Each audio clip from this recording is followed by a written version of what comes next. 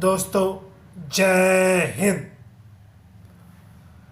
Defence news के इस platform से सूबेदार तोमर आपका स्वागत करता है। दोस्तों, मेरे ब्लॉग आप मेरे डिफेंस के बारे में जितने भी यूट्यूबर्स ब्लॉग बनाते हैं और आपको वो देखने को मिलते होंगे, उनके ब्लॉग से मेरा टोटल अलग सब्जेक्ट रहता है और अलग ही वो आपको कभी 2 लाख कभी 3 लाख आपके अकाउंट्स में, पेंशन अकाउंट्स में आपको क्रेडिट करने के झूठे थंबनेल बनाकर आपको गुमराह किए रहते हैं। इन सब बातों से आपको कुछ वास्तविकता की बातें बताने के लिए मैंने ब्लॉग ये बनाना शुरू किया है, जो कि आपको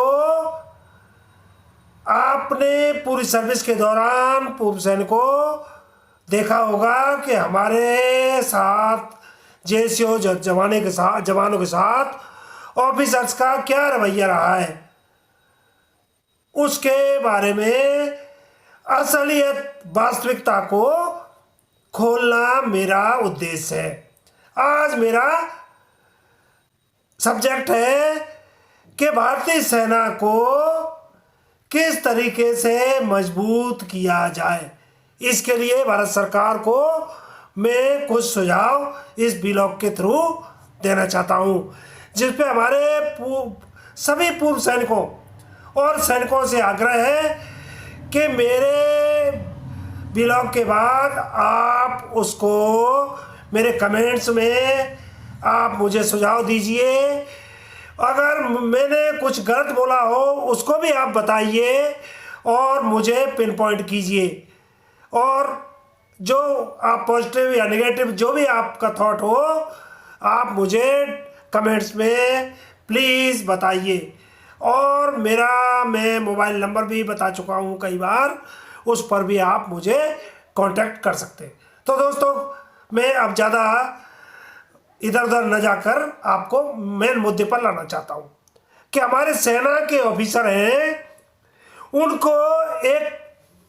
उनके माइंड में एक फितूर रहता है कि वो किसी विशेष ग्रह से अवतरित हुए। वो इस ग्रह के या पृथ्वी ग्रह से उनका कोई नाता नहीं है। वो डायरेक्ट किसी स्पेशल प्लेनेट से इस ज़मीन पर इंडियन आर्मी में ऑफिसर बन के आए। उनकी इस मानसिकता की वजह से और अंग्रेजी लोगों की अंग्रेजी मानसिकता, इंग्लिश मैन मेंटेलिटी उनको ओत प्रोत रहती है। अकेडमीज के बाद जब वो ट्रेनिंग के बाद आर्मी यूनिट में ज्वाइन करते हैं तो उनको कूट कूट कर ये मेंटेलिटी उनको सिखाई जाती है कि जेसीओआर को इनको अनटचेबल समझो। और जबकि अनटचेबिलिटी भारतीय संविधान में बहुत पहले से एक क्राइम डिक्लेयर हो गया है, ये अपराध डिक्लेयर हो गया, लेकिन इंडियन आर्मी में अनरिटन अनटचेबिलिटी आज भी जारी है। दूसरी बात, जेसीओआर के साथ हमारे ऑफिसर्स स्लेव जैसा व्यवहार करते हैं। स्लेव, गुलाम, जो गुलाम होते हैं उनके साथ मास्टर्स मतलब उनका मालिक कैसा व्यवहार करता है, उसी तरह का व्यवहार आज दिन तक भी भारतीय सैन्य के अधिकारी जेसीओआर के साथ ये व्यवहार करते हैं। भारतीय सैनिक को वो अपने घरों में बहुत ही निम्न स्तर के काम, पोछा, झाड़ू और कुत्ता को टहलाना, अपने बीवी और बच्चों के छोटे छोटे उनके कामों को करना, बहुत घटिया स्तर से वो काम कराते हैं। वो छोड़ने को तैयार है नहीं। दूसरी बात, ये तो सब आर्मी अफसर तो चलेगा, उनकी बीवियां है ना, आर्मी अफसर्स की बीवी हमारे जेसीओआर की जवानों की बीवियों के ऊपर हुक्म चलाती हैं और वो अपने आप को सुपर ऑफिसर समझती हैं, सुपर कमांडर समझती हैं। उनके पास कोई स्टार नहीं है, कोई उनके मेडल नहीं है, कोई तमगा नहीं है, लेकिन वो जेजुआर की बीवियों पर एक स्पेशल कमांड चलाती हैं और इसके अलावा जवानों के ऊपर भी चलाती हैं।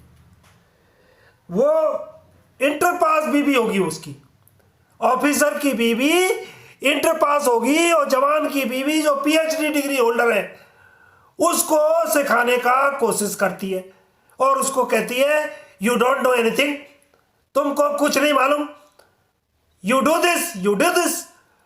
तो ये चीज आज भी जारी है।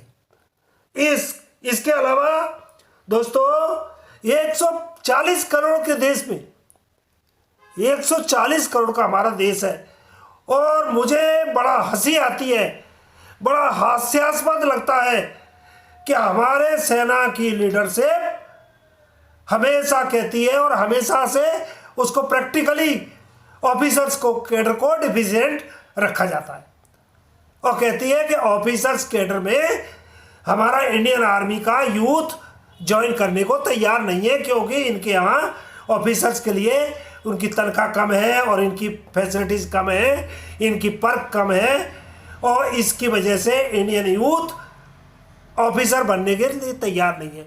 ये एक षड्यंत्र के तहत किया जाता है, जानबूझ के एसएसबी से। कहीं रिटर्न में ऐसा कहीं नहीं लिखा है, मेरे पास कोई सबूत नहीं, मैं आपको ये भी बता दूं, लेकिन प्रैक्टिकल में 30 साल देख के आया हूं, उसका मेरे पास पूरा फुल अनुभव है कि ये एसएसबी के थ्रू जानबूझ के यूथ को आर्मी अफसर्स के लिए रिकमेंड नहीं करते हैं और उसमें डिफिशियंसी रखते हैं। हजारों के बैच एसएसबीज में उनको पास आउट कर दिया जाता है और कहा जाता है कि you are not fit for army job. एक इनके पास जवाब रहता है, इनके पास कोई रूलिंग नहीं है, कोई प्रॉपर इनके पास कोई इनका सिलेबस नहीं है, कोई इनके पास प्रॉपर उसका लॉजिकल आंसर नहीं है, बट ओनली एक लाइन है कि you are not fit for army job, that's why we have not selected you, ये कह दिया जाता है और वहाँ से यूथ बेचारा वापस आ जाता है।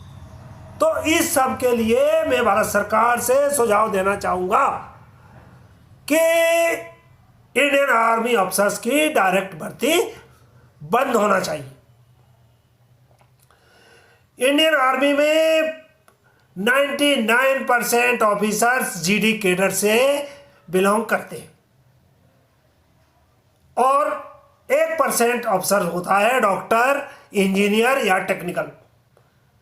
उनको ठीक है, डायरेक्ट आप एज ए अफसर टेक्निकल और डॉक्टर्स वगैरह को इनको डायरेक्ट सिलेक्शन किया जाए और बाकी टोटल आर्मी अफसर्स का डायरेक्ट सिलेक्शन बंद होना चाहिए। और जब ये डायरेक्ट सिलेक्शन बंद होगा और as a youth Indian army as a soldier भर्ती होगा तो हमारे देश में टैलेंट की कोई कमी नहीं है, टैलेंट भरा पड़ा है और वो सब जवान के तौर पे सभी 5 साल सर्विस करेंगे। 5 इयर्स के बाद उनमें एक ओपन कंपटीशन रखा जाए, ऑफिसर्स बनने के लिए एक open competition with in army में रखा जाए, जो सोल्जर्स उसमें ओनली टोटल सोल्जर्स compete करेंगे और उसमें वो सोल्जर्स में से जो टैलेंटेड है आदमी है, those who are having some guts or some knowledge, they will be selected, they can be selected as officers. What is the problem?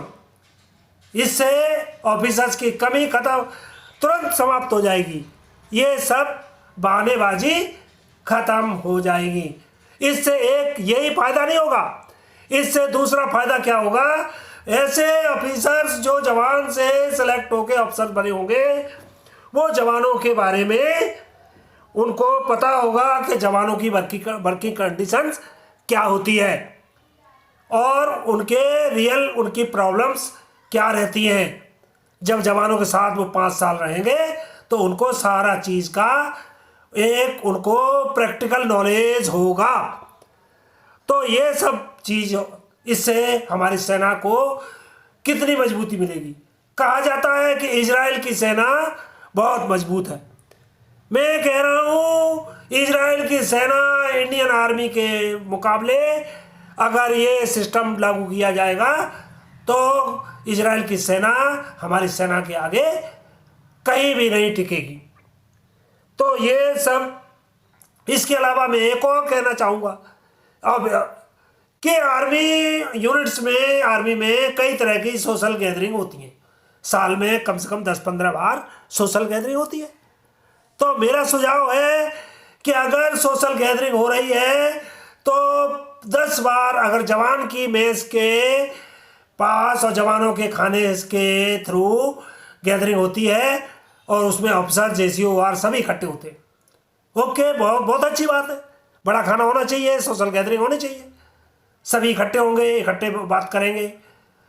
ले तो इसमें 5 बार मैं कहूँगा JCO मेस में भी 5 बार ऑफिसर्स, JCOR सभी का सोशल गैदरिंग होना चाहिए। उनका वहाँ खाना पीना, रंगना सभी है ना होना चाहिए, एंटरटेनमेंट होना चाहिए। और कम से कम साल में 2 बार या 3 बार ऑफिसर्स मेस में भी officers, JCOs, ORs, specially ORs, उनको भी ऑफिसर्स मेस में गैदरिंग होके और वहाँ टोटल ऑफिसर मेस से खाना बनना चाहिए और उसमें सारे ऑफिसर्स और जवान और JCO सारे इकट्ठे होकर वहाँ सोशल गैदरिंग होना चाहिए। तो अगर इन चीज़ों को प्रैक्टिकल किया जाएगा, मैं समझता हूँ कि हमारी आर्मी सबसे मजबूत आर्मी होगी।